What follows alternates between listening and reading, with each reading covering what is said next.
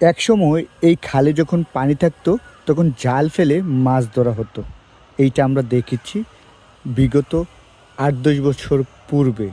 কিন্তু সময়ের পরিবর্তনের সাথে সাথে মানুষের পরিবর্তন হয়েছে, যার ফলে এই খালটা ড্রেনে পরিণত হয়েছে। একসময় হয়তো এই খালটাই থাকবে না, কিন্তু খালটা না থাকলে কি হবে? খালটা না থাকলে অনেক কিছুই হবে।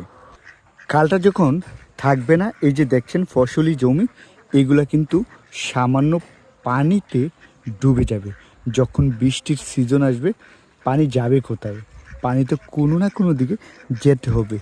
এই ফসলি জমির উপরে যখন পানি উঠবে, তখন কিন্তু চাইলেও ফসল উৎপাদন করতে পারবে না। সেইটা লস আমাদের, আপনার।